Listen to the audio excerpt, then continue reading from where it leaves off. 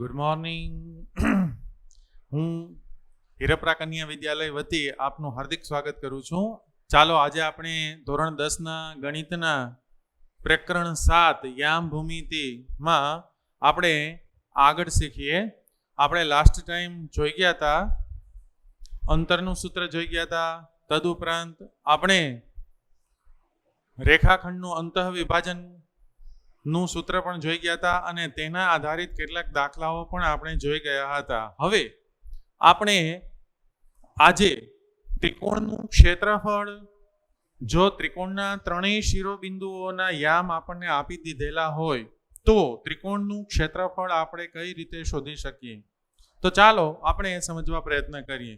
ત્રિકોણનું ક્ષેત્રફળ બરાબર 1/2 ગુણ્યા પાયો ગુણ્યા વેધ. આ સૂત્ર તો આપણે બધા જાણીએ જ છીએ, જે આપણે 9મા ધોરણમાં શીખી ગયા છીએ. પણ હવે આપણે ત્રિકોણના ત્રણેય શિરોબિંદુઓ, ધારો કે જે ત્રિકોણ જેના શિરોબિંદુઓ a x1 y1, b x2 y2 અને c x3 y3 હોય તેવો કોઈ ત્રિકોણ abc છે, એનું આપણે ક્ષેત્રફળ શોધવાનો પ્રયત્ન કરીએ. તો સૌપ્રથમ અહીંયા આપણે abc આ એક ત્રિકોણ છે, બરાબર છે, અને એ બિંદુમાંથી x અક્ષ ઉપર લંબ AP, બી બિંદુમાંથી x અક્ષ ઉપર લંબ BQ અને સી બિંદુમાંથી x અક્ષ ઉપર લંબ CR આપણે લઈએ. તો B ના યામ થશે x1 0, કારણ કે અહીંયા x યામ x1 છે એટલે x1 0, કારણ કે x અક્ષ ઉપર y યામ હંમેશા 0 થાય. Q બિંદુના યામ થશે x2 0 અને R બિંદુના યામ થશે x3 0. હવે ત્રિકોણ ABC નું ક્ષેત્રફળ આપણે શોધવું હોય તો ત્રિકોણ ABC ના ક્ષેત્રફળ શોધવા માટે આપણે શું કરીશું? આપણે સમલંબ ચતુષ્કોણ APQB નું ક્ષેત્રફળ શોધીશું. તેવી જ રીતે વત્તા સમલંબ ચતુષ્કોણ BQRC નું ક્ષેત્રફળ ઓછા સમલંબ ચતુષ્કોણ APRC નું ક્ષેત્રફળ. એ આ આગળના બંને ચતુષ્કોણના ક્ષેત્રફળના સરવાળામાંથી બાદ કરશું એટલે આપણને આ ત્રિકોણ ABC નું ક્ષેત્રફળ મળી જશે. હવે આપણને ખબર છે કે સમલંબ ચતુષ્કોણનું ક્ષેત્રફળ બરાબર 1/2 ગુણ્યા ચતુષ્કોણની સમાંતર બાજુઓનો સરવાળો ગુણ્યા બે સમાંતર બાજુ વચ્ચેનું અંતર.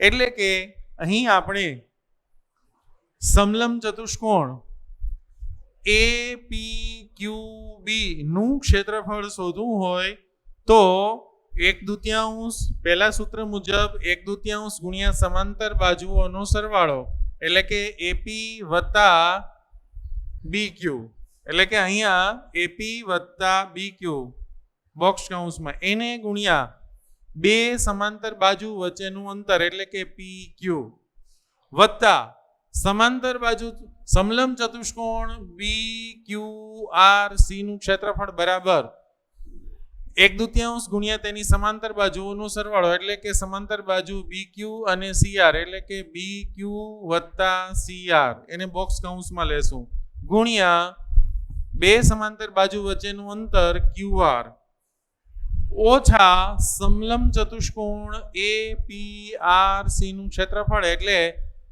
1/2 ગુણ્યા ઓછા 1/2 ગુણ્યા બોક્સ કૌંસમાં સમાંતર બાજુઓનો સરવાળો, એટલે કે AP વત્તા CR ગુણ્યા આ બે સમાંતર બાજુ વચ્ચેનું અંતર, એટલે કે PR.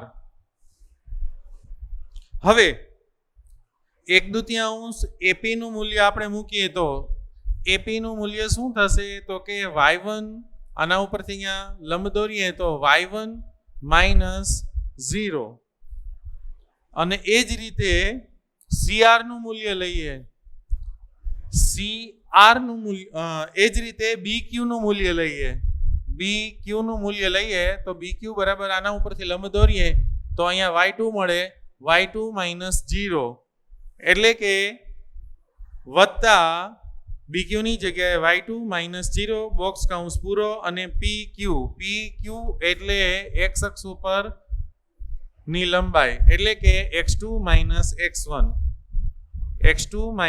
x1 વત્તા સમલંબ ચતુષ્કોણ BQRC નું ક્ષેત્રફળ એટલે સમાંતર બાજુ BQ ની લંબાઈ વત્તા CR ની લંબાઈ. તો BQ ની લંબાઈ એટલે હવે આપણે જાણીએ છીએ y2 માઇનસ 0 વત્તા CR ની લંબાઈ એટલે y3 માઇનસ 0 એને ગુણ્યા QR ની લંબાઈ એટલે x3 માઇનસ x2 ઓછા સમલંબ ચતુષ્કોણ APRC નું ક્ષેત્રફળ એટલે 1/2 ગુણ્યા સમાંતર બાજુ AP ની લંબાઈ એટલે y1 માઇનસ 0 વત્તા y3 માઇનસ 0 એને ગુણ્યા PR ની લંબાઈ એટલે x3 માઇનસ x1.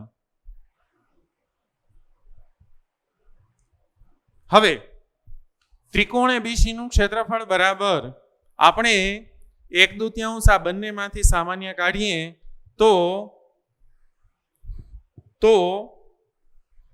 આ બંનેનો ગુણાકાર કરી અને સરવાળો કરશું, ઓછા લઈને આપણે આને અલગથી બતાવશું.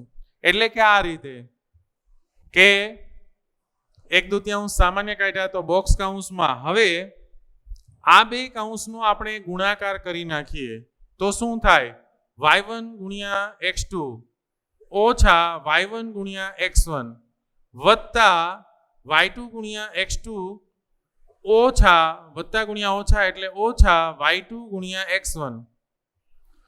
એવી જ રીતે વત્તા હવે આ બેનો ગુણાકાર 1/2 તો આપણે બહાર કાઢેલા છે સામાન્ય, તો અહીંયા થશે y2 x3 minus y2 x2 વત્તા y3 x3 વત્તા ગુણ્યા ઓછા એટલે ઓછા y3 x2. હવે આનું સાદું રૂપ આપી દીધું, ઓછા 1/2 આ બંનેનો ગુણાકાર કરી નાખીએ તો y1 x3 minus y1 x1 વત્તા y3 x3 વત્તા ગુણ્યા ઓછા એટલે ઓછા y3 x1. આમ આપણને આ પ્રમાણે મળે છે. હવે આ બંનેમાંથી 1/2 સામાન્ય કાઢી લઈએ તો 1/2 અને આ બધા પદો એમ નેમ અહીં આવશે ઓછા કરીને, કારણ કે અહીંયા ઓછા છે એટલે હવે આ બોક્સ કૌંસ છોડી નાખી તો જ્યાં જ્યાં વત્તા છે તે ઓછા થશે અને ઓછા છે તે વત્તા થશે. એટલે ઓછા y1 x3 ઓછા y1 x3 ઓછા ગુણ્યા ઓછા એટલે વત્તા y1 x1 ઓછા ગુણ્યા વત્તા એટલે ઓછા y3 x3 ઓછા ગુણ્યા ઓછા એટલે વત્તા y3 x1 અને બોક્સ કૌંસ પૂરો. આ રીતે બધા પદો આપણે મૂકી દીધા. આ પદો તો બધા જેમ છે તેમ જ આપણે લખી નાખેલા છે એઝ ઇટ ઇઝ. હવે સજાતીય પદોના સરવાળા બાદબાકી થાય તો એ મુજબ અહીંયા ઓછા y1 x1 અને ઓછા વત્તા y1 x1, એક ઓછા છે એક વત્તા છે એટલે ક્રિયા બાદબાકી નહીં થશે એટલે આ બે પદોની બાદબાકી શૂન્ય થઈ જશે. એ જ રીતે વત્તા y2 x2 તો ઓછા y2 x2 આ બે સજાતીય પદો છે અને વિરુદ્ધ નિશાની વાળા છે એટલે બાદબાકી થઈને શૂન્ય થઈ જશે. એ જ રીતે વત્તા y3 x3 ઓછા y3 x3, એક વત્તા એક ઓછા ક્રિયા બાદબાકીની એટલે બંને શૂન્ય થઈ જશે. તો વધશે શું? તો વધશે 1/2 કૌંસમાં. હવે અહીંયા આપણે x1 વાળા પદોને પહેલા લેશું, પછી x2 વાળા પદોને પછી લખશું ને પછી x3 વાળા પદોને લખશું, કારણ કે આપણે ક્રમમાં લેવું છે એટલા માટે. તો અહીંયા આપણે y3 x1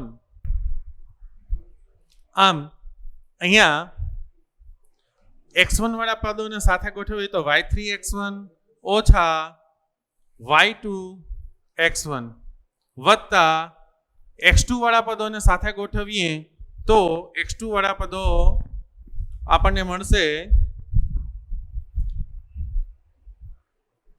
y1x2 minus y3x2 અને x3 વાળા પદોને સાથે ગોઠવીએ તો y2x3 minus y1x3 minus y1x3. આ રીતે આપણે x1 x1 x2 x2 x3 x3 વાળા પદો સાથે લીધા છે. હવે આમાંથી આપણે માઇનસ x1 સામાન્ય કાઢીએ તો y2 આ પદ વધતા થઈ જશે એટલે y2 માઇનસ y3 થશે. આમાંથી આપણે માઇનસ x2 સામાન્ય કાઢીશું તો y3 માઇનસ y1 થશે અને આમાંથી માઇનસ x3 સામાન્ય કાઢીશું તો y1 વધતા થશે ઓછા y2 થશે. હવે આમ કરવાનું કારણ શું? તો આમ કરવાનું કારણ એટલું જ કે બધામાંથી આ રીતે ગોઠવવાથી ક્રમમાં x1 x2 x3 આવશે પ્લસ y2 y3 અને y3 y1 અને y1 y2 આ ક્રમ જળવાશે જે યાદ રાખવો સરળ છે. હવે આને બહાર કાઢી લઈએ, માઇનસની નિશાની બહાર કાઢી લઈએ તો -1/2 અને આ બધા પ્લસ થઈ જશે. હવે આ સૂત્ર આપણને ત્રિકોણનું ક્ષેત્રફળ બતાવે છે એ ઋણ ન હોય એટલે આપણે ઋણની નિશાની કાઢી નાખશું અથવા આને આપણે માનાંકમાં પણ દર્શાવી શકીએ છીએ. આ સૂત્રને જો બીજી રીતે દર્શાવવું હોય તો આ રીતે પણ દર્શાવી શકાય કે 1/2 જ્યાં x1 x2 x3 છે ત્યાં y1 y2 y3 લઈએ અને y2 માઇનસ y3 છે ત્યાં x2 minus x3 y3 minus y1 છે ત્યાં x3 માઇનસ x1 અને y1 માઇનસ y2 છે ત્યાં x1 માઇનસ x2 પણ લખીને બતાવી શકાય. બંને સૂત્ર વાપરી શકાય છે. આપણને જે સવડું પડે, આપણને જે યાદ રહે એ રીતે યાદ રાખીશું. સામાન્ય રીતે આ સૂત્રનો વપરાશ વધુ થાય છે. ફરીથી આ સૂત્ર દ્વારા જો ઋણ કિંમત મળે તો આપણે તેને ધન લેવાની છે, નિશાની રહિત લેવાનું છે, કારણ કે આ સૂત્ર આપણને ત્રિકોણનું ક્ષેત્રફળ બતાવે છે. ક્ષેત્રફળ એ ત્રિકોણનું માપ હોવાથી એ ઋણ હોય નહીં. ચાલો હવે આપણે જે સૂત્રો શીખી ગયા એનો જુદા જુદા ઉપયોગ કેમ કરીએ એ થિયરિકલ રીતે સમજશું અને પછી આપણે દાખલા ગણીને શીખીશું.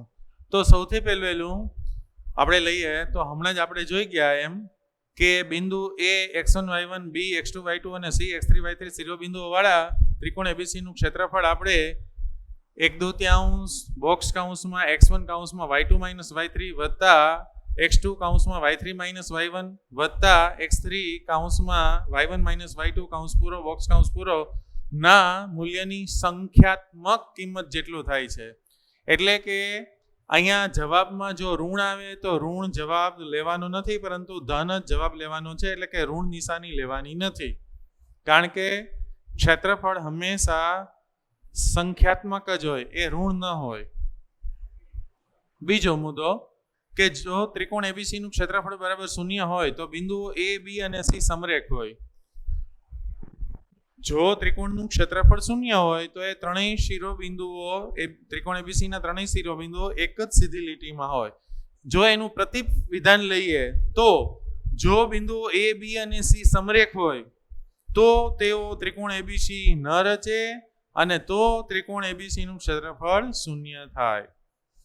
ચોથો મુદ્દો, બહુકોણનું ક્ષેત્રફળ શોધવા માટે આપણે જેમાં સામાન્ય ક્ષેત્રફળ ન હોય તેવા ત્રિકોણીય પ્રદેશોમાં વિભાજન કરી અને તેનું ક્ષેત્રફળ આ પ્રદેશોના ક્ષેત્રફળોના સરવાળાથી મળે છે. દાખલા તરીકે ચતુષ્કોણ હોય તો ચતુષ્કોણના જે વિકર્ણો છે એ લેશું એટલે આપણને બે ત્રિકોણ મળશે. એ બંને ત્રિકોણોના ક્ષેત્રફળનો સરવાળો કરીએ એટલે આપણને આખા ચતુષ્કોણનું ક્ષેત્રફળ મળી જાય. તો આમ આપણે સામાન્ય ક્ષેત્રફળ નો એવા બે ત્રિકોણ લઈ અને એમના ક્ષેત્રફળનો સરવાળો કરી અને ચતુષ્કોણનું ક્ષેત્રફળ શોધી શકીએ. હવે આપણે જોઈ ગયા છીએ કે સમલંબ ચતુષ્કોણનું ક્ષેત્રફળ બરાબર 1/2 કૌંસમાં સમાંતર બાજુઓનો સરવાળો એને ગુણ્યા સમાંતર બાજુ વચ્ચેનું અંતર. આ આપણે 9મા ધોરણમાં શીખી ગયા હતા, એને આપણે યાદ રાખીશું.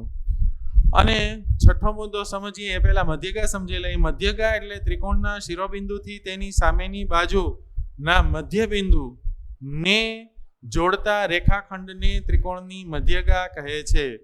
તો ત્રિકોણની ત્રણેય મધ્યગાઓના સંગમ બિંદુ એટલે ત્રિકોણની ત્રણેય મધ્યગાઓ જે બિંદુમાં ભેગી થાય છેદે એ બિંદુને ત્રિકોણનું મધ્ય કેન્દ્ર જી કહે છે.